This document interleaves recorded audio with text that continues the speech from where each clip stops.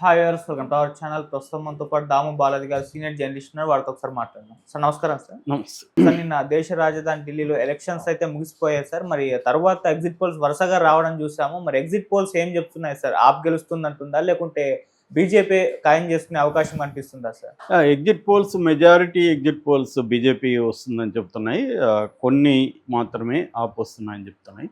So ప్రధానంగా మన దగ్గర ఇప్పటివరకు ఉన్నది చూస్తే పీపుల్ ఇన్సైట్ అనే సంస్థ ఆప్కి 25 నుంచి 29 వస్తాయి, బీజేపీకి 40 నుంచి 44. యాక్చువల్గా మనందరికి తెలుసు అక్కడ 70 సీట్లు ఉంటాయి. 70లో 36 మ్యాజిక్ నెంబరు. 36 ఎవరికి వచ్చినా వాళ్ళు గవర్నమెంట్ ఫామ్ చేస్తారు.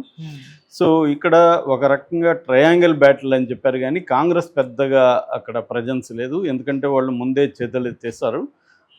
ఆపుతో వాళ్ళు కలవకూడదు అనుకున్నారు. రాహుల్ గాంధీకి ఏంటంటే ఒక పోటీగా రేపు ఇండియన్ దీంట్లో కూడా ఒక కూటమిలో ఒక పోటీగా ఈయన రేసులో ఉంటాడు. కాబట్టి ఇతను డౌన్ అయితేనే బెటర్ అన్నట్టుగా రాహుల్ గాంధీకి కూడా ఉంది. ఎవరు? కేజ్రీవాల్. అందుకని కేజ్రీవాల్ని ఓడించాలనేదే రాహుల్ గాంధీకి కూడా ఉంది. కాబట్టి కేజ్రీవాల్తో కలవలేదు. నిజానికి కలుద్దామని కాంగ్రెస్లో పెద్దలు చాలామంది చెప్పినా కూడా కలిసి ఉంటే ఖచ్చితంగా కూటమికి విజయావకాశాలు ఎక్కువ ఉండేవి. బట్ ఇప్పుడు ఆప్ సపరేట్గా, కాంగ్రెస్ సపరేట్గా, బీజేపీ సపరేట్గా పోటీ చేయడం అనేది బీజేపీకి కలిసి వచ్చిందని చెప్తున్నారు. సో అలాగే people survey, only KK survey మాత్రమే 39 వస్తాయి. కేకే సర్వే అంటే మన తెలుగు అబ్బాయి, మనకు అప్పట్లో అందరూ జగన్ ఎడ్జిలో అయినా జగన్ వస్తాడన్నప్పుడు క్లియర్గా కూటమి వస్తుందని చెప్పాడు. అలాగే మొన్న మహారాష్ట్రలో కూడా అతను చెప్పింది నిజమైంది. అతను మాత్రం 39 ఆప్కి వస్తాయి, అంటే కంఫర్టబుల్గా గవర్నమెంట్ ఫామ్ చేస్తుంది. ఓన్లీ బీజేపీకి 22 వస్తాయి. కాంగ్రెస్ అండ్ అదర్స్ 0 నుంచి 9 వరకు రావచ్చు అనేది కేకే సర్వే. ఇక చాణక్య స్ట్రాటజీ కూడా ఆప్కి 25 నుంచి 28 మధ్యలో ఉంటుంది. బీజేపీకి 33 నుంచి 37 వస్తాయి. పీపుల్ పల్స్ 10 నుంచి 19 ఆప్కి వస్తాయి. తర్వాత 51 నుంచి 60 వస్తాయి. ఇది అందరికంటే కూడా ఎక్కువ బీజేపీకి వస్తాయని చెప్పిన సంస్థ పీపుల్ పల్స్ అనమాట. అట్లాగే టైమ్స్ నౌ 27-34 ఆప్కి వస్తాయి. బీజేపీకి 37-43. తర్వాత మ్యాట్రిజ్ 32-37 ఆప్కి వస్తాయి. 35-40. పీమార్క్ 21-31 ఆప్కి వస్తాయి. 39-49 బీజేపీకి వస్తాయి. జేవీసీ 20 నుంచి 31 టాప్కి వస్తాయి. 39 నుంచి 45 బీజేపీకి వస్తాయి. అంటే ఓవరాల్గా మెజార్టీ ఎగ్జిట్ పోల్స్ బీజేపీ వస్తాయని చెప్తున్నాయి. కొన్ని నెక్ టు నెక్, అంటే ఎవరు గెలిచినా కూడా నేరో మార్జిన్లో మాత్రమే గవర్నమెంట్ ఫామ్ చేసే అవకాశం ఉంది. ఎందుకంటే మనకి గతంలో చూసుకున్నప్పుడు 62 ఆప్కి వచ్చాయి లాస్ట్ ఎన్నికల్లో, 8 బీజేపీకి వచ్చాయి, కాంగ్రెస్ 0. అంటే ఇప్పటి వరకు అప్రతిహతంగా కేజ్రీవాలే సక్సెస్ఫుల్గా అక్కడ గెలవగలుగుతున్నాడు. ఢిల్లీ అనేది మనకు తెలుసు భారతదేశానికి గుండెకాయ లాంటి ఇది, కాబట్టి ఢిల్లీలో పీఠం కోసం కొట్లాడుతున్నారు. కేజ్రీవాల్ని రకరకాల పద్ధతుల్లో ఇబ్బంది పెట్టడానికి బీజేపీ ముందు నుంచి ట్రై చేస్తుంది. ఆయన్ని పర్సనల్గా జైల్లో పెట్టింది. ఆప్ నాయకులను అందరినీ, టాప్ నాయకులంతా జైల్లో పెట్టింది. ఆయన మీద మలిసియస్ ఒక క్యాంపెయిన్, విష ప్రచారం మొదలుపెట్టింది. దాని తర్వాత గవర్నమెంట్కి అధికారాలని చాలా వరకు తీసేసి అక్కడ లెఫ్టినెంట్ జనరల్ పెట్టి, లెఫ్టినెంట్ జనరల్ దగ్గరే అన్ని రకాల అధికారాలు ఉంచుకోవడం, లా అండ్ ఆర్డర్ దగ్గర నుంచి మున్సిపల్ వ్యవహారాల దగ్గర నుంచి అన్నీ ఉంచుకోవడం అనేది చూసాం మనం. అయినా కేజ్రీవాల్ బ్యాటిల్ చేస్తూనే ఉన్నాడు. పంజాబ్లో గవర్నమెంట్ ఫామ్ చేయగలిగాడు. గోవాలో కొన్ని సీట్లు వచ్చాయి. మిగతా నార్త్లో కూడా తన ప్రజెన్స్ని చూపించగలిగాడు కేజ్రీవాల్. ఆయనకి పర్సనల్గా మిస్టర్ క్లీన్ ఇమేజ్ ఉంది. మొన్న ఢిల్లీ లిక్కర్ స్కామ్ కూడా తన పార్టీకి ఆప్కి ఫండ్ తీసుకున్నారన్న అభియోగం తప్ప తను పర్సనల్గా తీసుకున్నారన్న అభియోగం ఆయన మీద లేదు.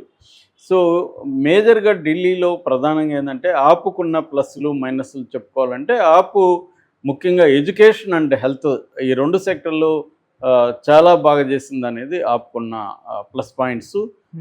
అట్లాగే ఫ్రీ పవర్, ఉచిత విద్యుత్ ఇవ్వడంలో కూడా ఇది ఉంది. అయితే మైనస్లు, ఒకటి అధికార దుర్వినియోగం. ఆపులో అనేక మంది అధికారులు కావచ్చు, మంత్రులు కావచ్చు, అధికార దుర్వినియోగం పాల్పడుతున్నారని అట్లాగే అవినీతికి సంబంధించిన ఆరోపణలు కూడా ఆపులో ఉండే అనేక మంది మీద వచ్చాయి. అట్లాగే ఢిల్లీ లిక్కర్ కుంభకోణాన్ని కూడా బీజేపీ తన కొన్న మీడియా ద్వారా పెద్ద ఎత్తున ప్రచారం చేయడం వల్ల కొంతమంది నమ్మేవాళ్ళు నమ్ముతారు. ఎందుకంటే ఇప్పుడు ఏ రాజకీయ నాయకుడి మీద అభియోగాలు వచ్చినా ప్రజలు నమ్మడానికి సిద్ధంగా ఉంటారు. ఎందుకంటే ఎవడు కూడా ఇక్కడ అవినీతి చేయకుండా ఏ రాజకీయ నాయకుడు ఉండడు అనేది ఇవాళ జనంలో ఉన్న కాన్సెప్ట్. అందరూ అవినీతి చేస్తారు అనేది మిస్టర్ క్లీన్ అనేది ఇవాళ సాధ్యం కాదని మోడీ పైన కూడా అదే ఉంది. మోడీ వ్యక్తిగతంగా అవినీతి పరుడు కాదు, కానీ ఆయన అదానీలకు అంబానీలకు దేశాన్ని అమ్మేస్తున్నాడు అనేది అందరూ చెప్తున్నది.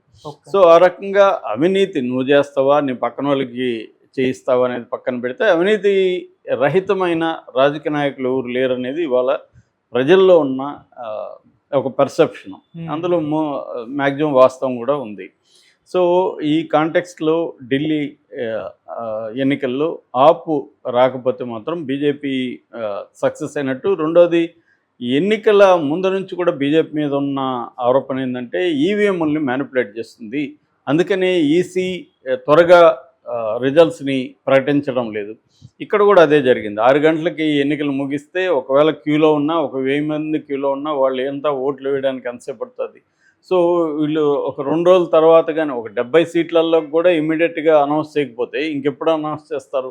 సో ఇది ఆరోపణలు ఆల్రెడీ ఉంది. ఈసీ, ఎందుకంటే ఈసీ నియమించేది ఫైనల్గా మోడీనే కాబట్టి పేరుకి కమిటీ ఉంటుంది, కానీ అల్టిమేట్గా మోడీ అనుకున్న వాళ్ళే 2-3 ఈసీ అధికారులు ఉంటారు కాబట్టి ఫైనల్గా వాళ్ళు మోడీ కంట్రోల్ ఉంటారు, మోడీకి అనుకూలమైన నిర్ణయాలు తీసుకుంటారు.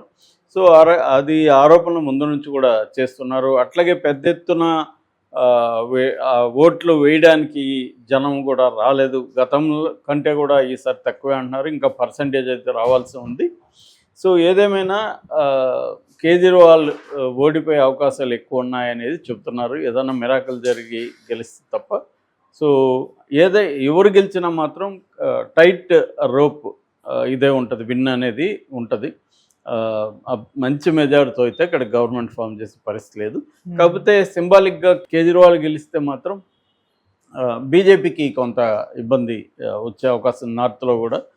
ఎందుకంటే అందుకనే చాలా పట్టుదలతో బీజేపీ మొత్తం తమ నార్త్ ఇండియా నాయకులంతా మోహరించింది. దాంతోపాటు సౌత్ ఇండియా వాళ్ళని కూడా తీసుకెళ్ళి మన చంద్రబాబును కూడా లాస్ట్ మీట్లో అక్కడ మీటింగ్ పెట్టించారు. ఈవెన్ పవన్ కళ్యాణ్ కూడా తీసుకెళ్దామంటే ఆయన స్పాండిలైటిస్ అండ్ హెల్త్ ఇష్యూస్ ఆయనకు ఉండడం వల్ల ఆయన వెళ్ళలేకపోయారు, రెస్ట్ తీసుకుంటున్నారు. సో అందువల్ల చంద్రబాబుని అక్కడికి తీసుకెళ్లారు. అంటే అన్ని రకాల అస్త్రాల్ని బీజేపీ ఢిల్లీ పీఠాన్ని గెలుచుకోవడం కోసం ఉపయోగించింది. ఇటు ప్రభుత్వ యంత్రాంగం దుర్వినియోగం కావచ్చు, ఇటు రాజకీయ నాయకుల్ని యోగి లాంటి వాళ్ళని అక్కడ మోహరించడం కావచ్చు, అట్లాగే ఒక విష ప్రచారాన్ని ఎప్పటి నుంచో కేజ్రీవాల్ మీద చేయడం కావచ్చు, కేజ్రీవాల్ అండ్ నాయకులు ప్రజల్లో తిరగకుండా జైళ్ళలో బంధించడం కావచ్చు, అనేక రకాల ఎత్తుగడల్ని బీజేపీ అక్కడ ట్రై చేసింది. సో దాని ఎత్తుగడలు ఫలించే అవకాశం ఉంది. అలా ఫలిస్తున్నప్పుడు